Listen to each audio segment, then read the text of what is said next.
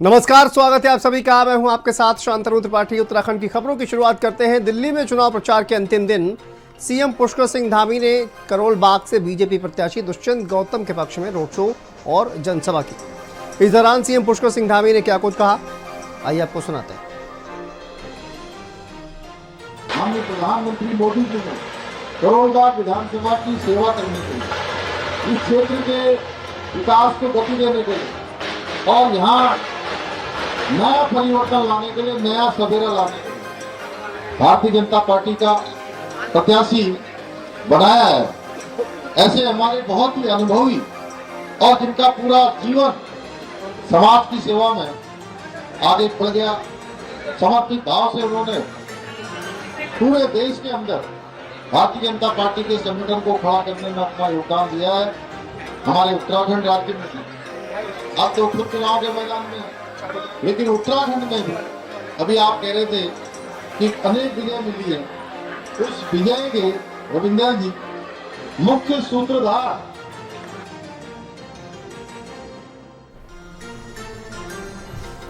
BJP candidate के लिए vote मांगे सीएम पुष्कर सिंह धामी ने दिल्ली पहुंचे हुए थे। एक देखिए रोड शो किया है, चुनावी जनसभा को संबोधित किया। करोल बाग में सीएम पुष्कर सिंह धामी की चुनावी हुंकार, यहां पहुंचे हुए थे और बीजेपी प्रत्याशी के पक्ष में रोड शो की है, जनसभा की है। चलिए आगे बढ़ते हैं। खबर कोटद्वार से है, जहां पर फरवरी माह में प्रस्तावित उत्तराखंड विधानसभा का सत्र इस बार पूरी तरह से पेपरलेस होने वाला है। विधानसभा अध्यक्ष ऋतु खंडूरी भूषण ने कोटद्वार में मीडिया से बातचीत की और कहा कि इस बार विधानसभा सत्र के दौरान सवाल जवाब पूरी तरह से डिजिटल माध्यम से होंगे। इसके लिए अधिकारियों को ट्रेनिंग भी दी जा चुकी है। साथ ही उन्होंने कहा कि विधानसभा का सत्र इस बार देहरादून में आयोजित होने जा रहा है।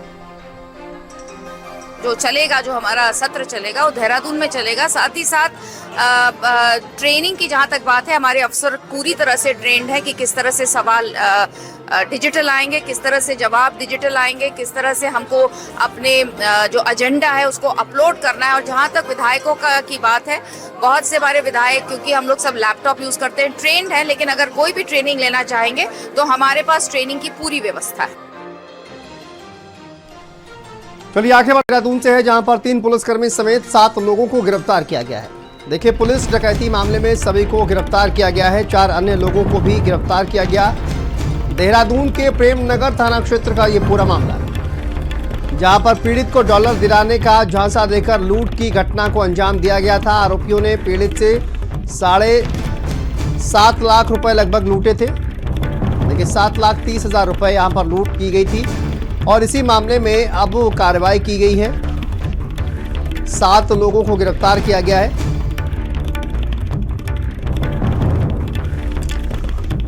तीन पुलिसकर्मी भी इसमें शामिल हैं, तो 3 पुलिसकर्मी समेत 7 लोगों को गिरफ्तार किया गया है। डकैती मामले में सभी को गिरफ्तार किया गया। ये $4 सिर्फ इनके पास ओरिजिनल थे। नेचुरल सी बात है, कहीं ना कहीं ये एक्सचेंज है या वैसे कहीं किसी के माध्यम से मिल जाता है। ये विश्वास में सिर्फ दिखाने के लिए कि ये हमारे पास ओरिजिनल है। बाकी जितनी भी गड्डियां मिली, अभी 2 गड्डी जो मिली है हमें वहां पर, जो ऋषिकेश पर हसीन को गिरफ्तार किया गया, प्रेम मोहन को, तो ये सब इन्होंने बताया कि हम स्कैन करके नकली बना लेते हैं और ये षड्यंत्र में शामिल करके इस तरह व्यापारी को फंसाने का था कि कोई मिल जाए जिससे कि हम पैसे वसूल लें। और साथ ही साथ पुलिस कर्मियों की संलिप्तता इतनी थी कि जानने वाले थे और ये था कि पुलिस का भय दिखा देंगे तो कोई शिकायत नहीं करेगा, और इस कारण से इन्होंने इस पूरी घटना को अंजाम दिया। और संवाददाता आलोक सिमवाल हमारे साथ जुड़ गए हैं। आलोक, ये पूरा जो साजिश हो रही थी वो किस तरह से हो रही थी और पुलिस कर्मियों का इसमें क्या रोल था? मामले में अगर बात करें तो लगभग 7 लोगों की गिरफ्तारी की गई है, जिसमें कि 3 पुलिसकर्मी भी शामिल थे। और फिलहाल ये जो पूरा मामला है ये कहीं ना कहीं मनी लॉन्ड्रिंग से संबंधित बताया जा रहा है, जिसमें फिलहाल डॉलर्स को कन्वर्ट करने की बात की जा रही थी इंडियन रुपीज में। और इसी के क्रम में जो है ये जो पीड़ित है, इन्होंने थाने में जो है कंप्लेन भी करवाई। साथ ही इन्होंने बताया कि ये इनके पास लगभग $20,000 थे जिनको ये कन्वर्ट करवाना चाहते थे। इस संदर्भ में जो एक व्यक्ति मिला और उसके द्वारा ये कहा गया कि वो कम कीमत पर डॉलर्स को एक्सचेंज करवा सकता है, जिसके तहत उसे कुछ फीस देनी होगी, कुछ पैसा देना होगा। लगभग 7.5 लाख रुपए की मांग इसमें की गई थी। हालांकि ये जो पीड़ित व्यक्ति हैं ये 2.5 लाख रुपए लेकर पहुंचे थे और इस बैग से ही फिलहाल लूटपाट की गई है। पुलिस का भी इसमें डर दिखाया गया। 3 पुलिसकर्मी इसमें सीधे तौर पर शामिल थे। लगभग 2.5 लाख के कीमत का जो बैग था उसको लेकर ये फरार हुए थे। उसके बाद पीड़ित की कंप्लेन के आधार पर सीसीटीवी कैमरों का जब अवलोकन किया गया तो इसमें कुल मिलाकर 7 गिरफ्तारियां की गई हैं। फिलहाल पुलिस जो है पूरे मामले की तफ्तीश में जुटी हुई है और आरोपियों से पूछताछ कर रही है। जी सर, ठीक है, बहुत शुक्रिया आपका इस तमाम जानकारी के लिए, अपडेट के लिए। चलिए आगे बढ़ते हैं। हरिद्वार के गुरुकुल से एक बाइक सवार की दर्दनाक मौत हो गई और रास्ते में अचानक से चाइनीज मांझा उनकी गर्दन में फंस गया, जिससे गंभीर रूप से घायल हो गए। मौके पर पहुंची नगर निगम की टीम ने उन्हें तुरंत अस्पताल पहुंचाया, लेकिन डॉक्टरों ने उन्हें मृत घोषित कर दिया।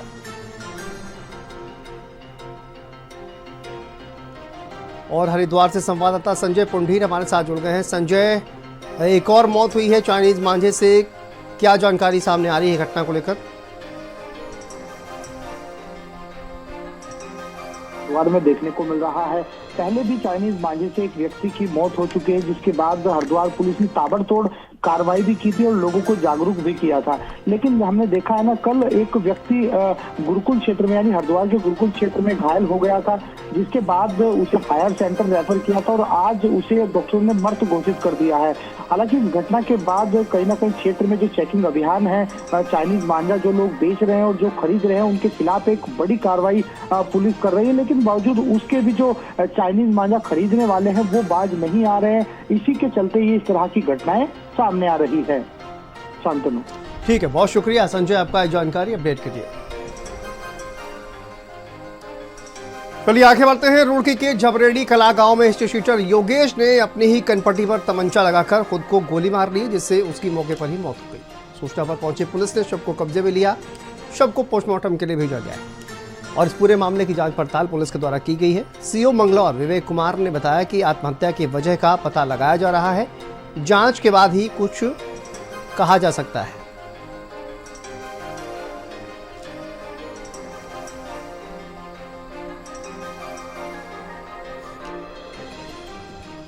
चलिए आगे बढ़ते हैं। खबर देहरादून से है, जहां पर आम बजट पेश होने के बाद उत्तराखंड के वित्त मंत्री प्रेमचंद अग्रवाल ने अपनी प्रतिक्रिया दी है। उन्होंने कहा कि प्रधानमंत्री नरेंद्र मोदी के मार्गदर्शन में केंद्रीय वित्त मंत्री निर्मला सीतारमण का लगातार 8वां बजट है और इसे संतुलित और समावेशी अच्छा बजट इस बार पेश किया गया है।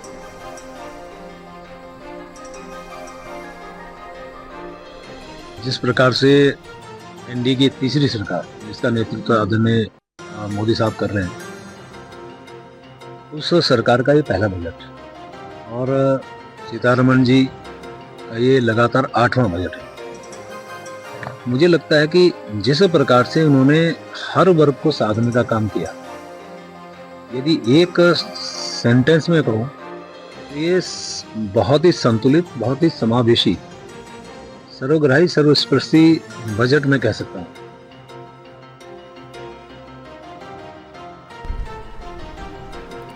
चलिए आगे बढ़ते हैं। खबर देहरादून से है, जहां पर देखिए सर्दियों के सीजन जाने के साथ ही गर्मी के बढ़ते फायर सीजन की शुरुआत होने जा रही है और ऐसे में वन विभाग ने बड़ा फैसला लेते हुए अभी से ही सतर्कता रखते हुए सभी 13 जिलों में आईएफएस स्तर के वन अधिकारियों को नोडल अधिकारी की जिम्मेदारी दी है।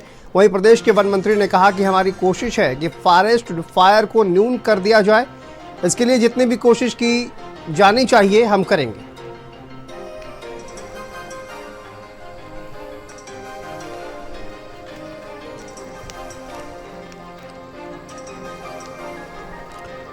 चलिए आगे बढ़ते हैं। खबर देहरादून से है, जहां पर बीजेपी इस वर्ष को अटल बिहारी वाजपेयी शताब्दी वर्ष के रूप में मनाने जा रही है। ऐसे में पूरे साल भर में कई कार्यक्रमों की रूपरेखा तैयार की जा रही है।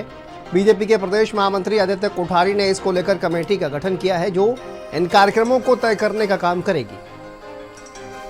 भारत रत्न पूर्व प्रधानमंत्री श्रद्धेय अटल बिहारी वाजपेयी जी की यह जन्म शताब्दी वर्ष है और जन्म शताब्दी वर्ष के अवसर पर पूरे देश भर में कई कार्यक्रम किए जा रहे हैं।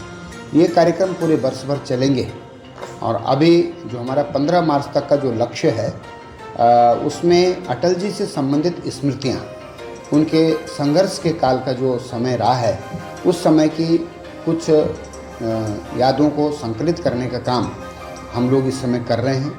जहाँ जहाँ उन्होंने यात्रा की है, राजनीतिक यात्रा की है, व्यक्तिगत यात्राएं की हैं, उन सभी को हम संकलन करने का काम कर रहे हैं। चलिए आगे बढ़ते हैं। खबर देहरादून से है, जहां पर पीएम मोदी उत्तराखंड का दौरा करेंगे और प्रधानमंत्री नरेंद्र मोदी आगामी 5 फरवरी को उत्तरकाशी के मुखवा का दौरा करेंगे। पीएम मोदी यहां पर शीतकालीन यात्रा को लेकर संदेश देंगे। वहीं पर बीजेपी प्रदेश अध्यक्ष महेंद्र भट्ट ने बयान दिया है। उन्होंने कहा कि शीतकालीन यात्रा को भी इससे बूस्ट मिलेगा। शीतकाल में भी यात्रा बढ़ी रहे, जहाँ केवल धार्मिक यात्रा का विषय नहीं है, इको टूरिज्म से जुड़ा हुआ विषय भी है, साहसिक पर्यटन से जुड़ा हुआ विषय है, उसमें बड़ी संख्या में लोग आना हो, इसके लिए प्रधानमंत्री जी ने और निश्चित रूप से प्रदेश के मुख्यमंत्री जी ने जो पहल की है उत्तराखंड के लिए वो हितकारी रहेगा। और जो सूचना है कि 5 तारीख को प्रधानमंत्री मुखवा आने वाले और माँ गंगा का जो गद्य स्थल है, स्वागत में बड़ी संख्या में इसके बाद यात्रियों का उत्तराखंड के अंदर आना होगा और यहाँ की आर्थिकी को उसके लाभ मिलेगा। मिल्कीपुर नए मुकाबले के लिए बिल्कुल तैयार है। कल मुख्यमंत्री योगी आदित्यनाथ ने वहां पर एक बहुत बड़ी रैली की, तो आज अखिलेश यादव ने उन्हें करारा जवाब दिया है। लेकिन मिल्कीपुर में एक नया कैरेक्टर उभर कर सामने आया है, वहां के सांसद अवधेश पासी का, जिन्होंने रो रो कर मिल्कीपुर में माहौल ही बना दिया है। आज रात 8 बजे डिबेट में पूरी चर्चा।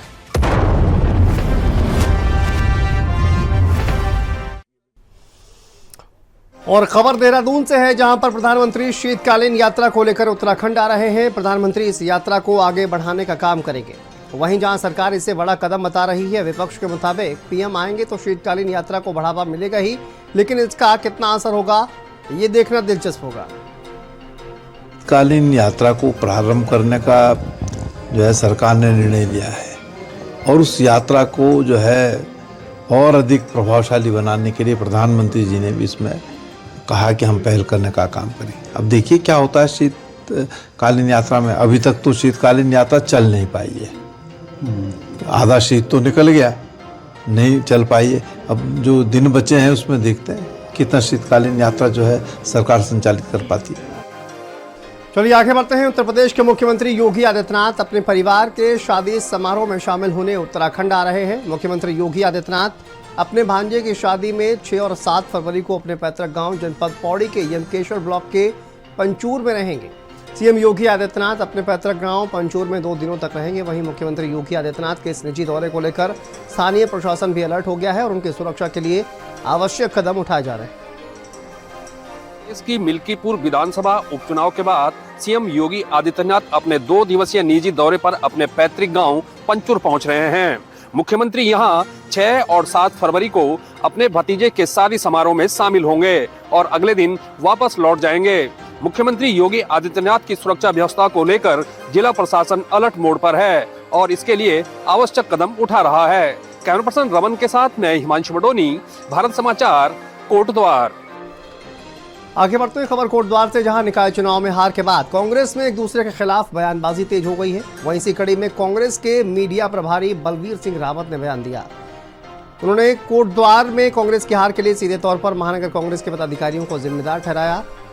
सुनिए क्या कुछ कहा। मुख्य रूप से ये रहा कि हमारे एक तो जो भी पार्टी के शीर्ष नेतृत्व के लोग यहाँ पर आए, गणेश गोदियाल जी यहाँ पर आए, हरक सिंह जी यहाँ पर आए, प्रदेश अध्यक्ष यहाँ पर आए और हमारे पार्टी के बड़े नेता इस बीच कहीं पर नहीं आए। एक दूसरा जो इन्होंने हमारे जो यहाँ पर महानगर कांग्रेस के नाम पर जो कांग्रेस पार्टी का एक विंग है, एक प्रकोष्ठ विशेष है, उन्होंने इस चुनाव में तमाम सूचनाओं के बाद, विधिवत सूचनाएं जिसका सारे प्रमाण हमारे पास हैं, कार्यकारी अध्यक्ष को सूचना दी गई, आपके महानगर अध्यक्ष को सूचना दी गई आदरणीय डबराल जी के द्वारा, लेकिन उन्होंने किसी भी कार्यक्रम में प्रतिभाग नहीं किया। मिल्कीपुर नए मुकाबले के लिए बिल्कुल तैयार है।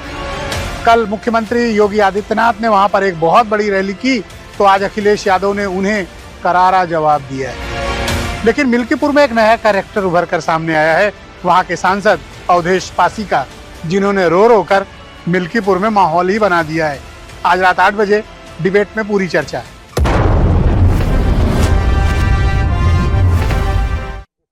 चलिए आगे बढ़ते हैं। उत्तराखंड स्वास्थ्य विभाग में नए फैसले लिए गए हैं, जिसके तहत साफ सफाई का ध्यान रखते हुए मरीजों के बेड की चादरें अब हर दिन अलग रंग की बिछाई जाएगी। वहीं पर मरीजों के तीमारदारों के लिए भी हर अस्पताल में रहने की अलग से व्यवस्था करने का फैसला लिया गया है।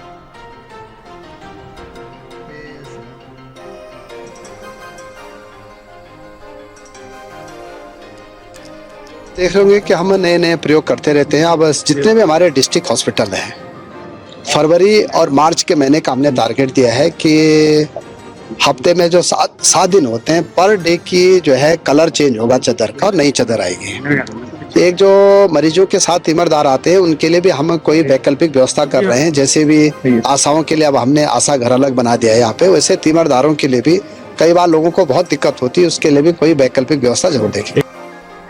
खबर हरिद्वार से है, जहां पर आज बसंत पंचमी का पावन स्नान है। धर्मनगरी हरिद्वार में बसंत पंचमी के पर्व पर हर की पौड़ी पर श्रद्धालु गंगा में स्नान कर रहे हैं। श्रद्धालुओं की भीड़ हर की पौड़ी पर उमड़ी हुई है, जहां पर श्रद्धालुओं ने सुबह से ही तेज हवाओं के चलते ठिठुरन के बीच गंगा में डुबकी लगाई है।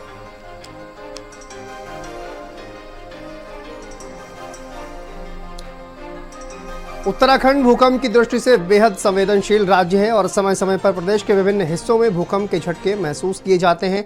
ऐसे में समय से भूकंप की चेतावनी मिले और जानमाल के नुकसान से कैसे बचा जाए, इसके लिए विशेषज्ञ लगातार प्रयासों में जुटे हुए हैं। उत्तराखंड के मुख्य सचिव राधा रतूड़ी की अध्यक्षता में राज्य आपदा प्रबंधन विभाग की 5 फरवरी को सचिवालय में एक बैठक आयोजित की जा रही है। इस बैठक में आपदा प्रबंधन से संबंधित विभिन्न विषयों और पहलुओं पर विस्तार से चर्चा की जाएगी।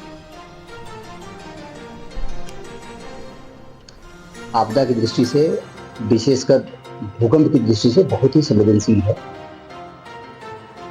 लगातार कई भूकंप आए हैं उत्तरकाशी में। इसके अलावा राज्य में भी कई जगह भूकंप आ रहे हैं। हम इसमें विशेषज्ञों की राय ले रहे हैं और मेरी ओर से बात चल रही है उनसे कि इसमें इसके क्या कारण हो सकते हैं और किस प्रकार से इससे खतरे उत्पन्न हो सकते हैं और इसे किस प्रकार से बचा जाए, इसके बारे में सुझाव मांगा गया है। बस सुझाव आने दीजिए, फिर हम बता पाएंगे आपके साथ, आपको बता पाएंगे कि इसमें क्या करना है हमको। और इसी के साथ इस बुलेटिन में फिलहाल इतना ही, दीजिए इजाजत।